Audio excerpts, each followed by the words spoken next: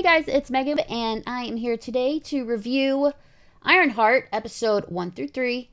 And I gotta say, I really liked it. The people who are saying that it's trash, that it looks horrible, that they really didn't give any real complaints like the CGI or it's poorly written. They didn't say anything like that. They just kind of said it was trash. There's no way they watched this show. There's absolutely no way. It is very solid. Very, very solid. You can't watch episode 3 and not think that. Like, it has everything. It has heart, it has emotion. The people in the show are dropping like flies. Like, spoiler warning, Stuart Clark, he's dead. But it's interesting. Eric Andre, he plays Stuart Clark. I don't think many people didn't know he was going to be in the show, but I think it was confirmed like a week ago. But so he's a tech wizard who prefers to go by Rampage, but no one else prefers to call him that. So whatever. Rampage is actually a character from the comics. He once served as tech support to the Punisher. So that's kind of cool, right?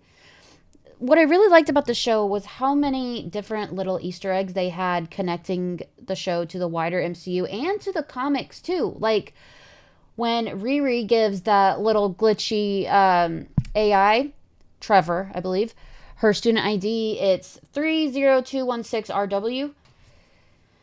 March 2nd, 2016 was Riri's first appearance in the original comics with Invincible Iron Man number 7. So that was kind of cool.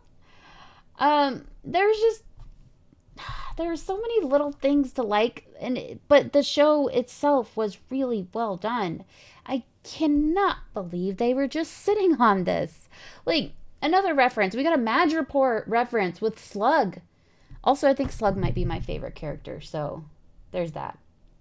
The Blood siblings, who are seem to be inspired by the Blood brothers from the comics. What I do really love is how comic accurate they have made the Hood. As far as powers go, we don't know his origin in the MCU. It does seem like a rather dark entity did start him, as we saw at the end of episode 3, where the dark entity shows him that Riri actually was responsible for the death of John.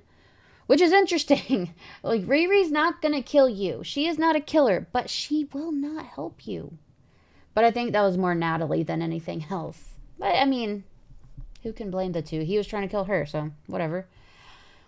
But, like, the powers of the Hood, they come straight out of the comic. Like, with the Hood allowing him to turn invisible as long as he holds his breath. That was cool. And the curved bullets from his twin pistols. Very cool. But the only difference in the powers, it seems, is that they're only being reliant on the Hood, not the Hood and boots from the comics, which I don't care. I don't care. I'm not trying to look at Anthony Ramos's feet, so wearing boots, obviously. But I mean, the Hood. I think the Hood's enough. The Hood makes sense. The Hood is fine.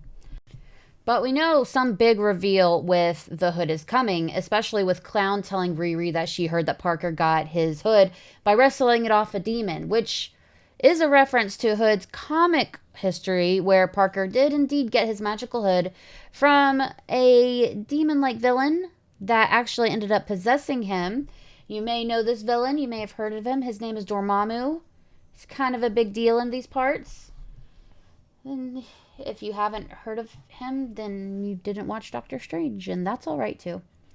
But we keep seeing these references to a dark entity, and I'm sure it's not Dormammu. It's probably Mephisto, especially since Sacha Baron Cohen is confirmed to be in the show, which we have not seen yet. There was that leak that showed him as Mephisto allegedly in the show. Until I see it in the show, I'm gonna say it was fake, because I've just been taken for a ride too many times. But something interesting to think about, towards the end of episode 2, where Riri is talking to Natalie outside after the heist, there's a poster behind Riri with the name Faust on it. Faust is the name of a play about a man who sells his soul to the devil. What was the devil's name, you ask, Megan? Well, I have an answer for you. Mephistopheles, which is long for a Mephisto. So they Still more references coming to him. Another thing, while there was comic references, I really liked the bigger MCU references. One that's not bigger, but I really thought it was really funny, was one that Sam Wilson would be so proud of. Riri echoes Sam Wilson when she says his aliens, androids, and wizards line, the big three threats in the MCU, according to Sam Wilson. I just think there has to be more than that, my man. But whatever. But with all of that, there's also so many ties to Iron Man, which I think we all knew was gonna happen because it's Ironheart. Like, also the fact that they say Iron Girl, Iron Chick, that proves that she's never said her name anywhere in the MCU yet, so she hasn't really given herself the name Ironheart, which is all right. I'm interested to see if they actually do that in the show. But anyways, back to what I was saying. There's so many ties to Tony Stark. Like right at the beginning, she talks about continuing Stark's legacy.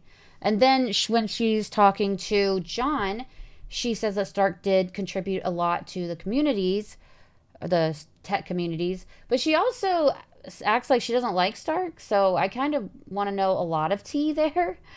Um, but there's a lot of talk about the grant that Tony Stark gave to MIT during Captain America Civil War, especially with the professor who wanted to fund his self-heating hot dog idea, which was, I'd like to explore that idea a lot. But moving on. Um, like with even Natalie.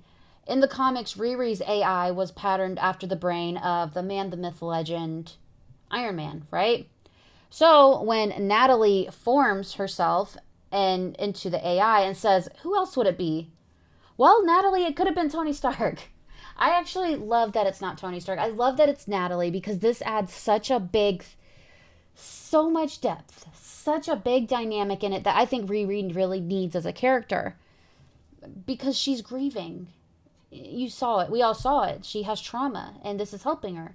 But while we're talking about Natalie, Riri, in her sleep, made an AI with a freaking soul. Tony Stark could never. Ultron could never. Jarvis who? We have Natalie now. Natalie is the only AI I care to see. Natalie is just phenomenal. I love it. I love Natalie. And I love the actress that plays her. I really liked her in This Is Us. She's so funny in this one. When she said, "How sway?" I died. I'm having so much fun with Natalie. It's fantastic. So I guess we can't not talk about the big reveal who Joe is. Like this whole time I was like, Joe is so sus. He is so dweeby. What is going on? What are we supposed to do with Joe? And then turns out Riri finds the ashes of Obadiah Stane in Joe's house, the MCU's first ever villain in Iron Man. That's bananas. Joe took a fake name and kept his past a secret. His name is actually Ezekiel Stane, living the majority of his life off the grid, which does mirror his comics journey. At least until Ezekiel is ready to get revenge on Tony Stark, completely taking Iron Man by surprise. In the MCU, it does look like they want us to want Riri and Joe to be together. I think the show will be just fine without any romance whatsoever. I'm also not a liker of romance in movies. I'm good. I'm all right. But it does seem like they want some little dynamic there, which is fine. But it's just like that's just such a weird connection there. It's another connection to Iron Man, which I thought was really brilliantly done. And the fact that Joe, Ezekiel, Zeke, whatever you want to call him, he was very aware of what killed his dad, and he died trying to kill Iron Man. It wasn't Iron Man killed my dad. Iron Man did this, did that. It was my dad was a killer. My dad was a bad guy, and I don't want people to know I'm a son. So that was interesting. But also, we got a name drop. Ezekiel refers to his father as an ironmonger, which is crazy. While Obadiah did refer to himself and Tony as ironmongers in 2008's Iron Man, this is the first time in like over 15 years that the comic's name has been attributed to Obadiah alone, and after his wild suit of armor that was created. That's nuts. Just all around nuts. Like uh gosh, like the show was just so well done. I know there are people who don't like it, who hate it, who are review bombing it. And it's like, why? Just don't watch it. It doesn't hurt you. I like it. It's well done. The actors do fantastic. The acting is top tier. The writing is really well done. It's so modern. It's something I think a lot of us can relate to, at least some of the characters. I don't see the problem with it. I think it's really great. I mean,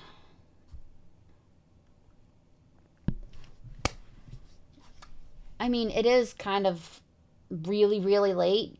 Marvel was sitting on this for a while, so it's like, is this the last we'll see Riri? Because Dominique Thorne did kind of hints, not really hints, but like kind of. She didn't deny it that she was going to be in one of the Avenger movies. She didn't say, no, I won't be there. I have no idea. They haven't asked. She said, I don't know, maybe.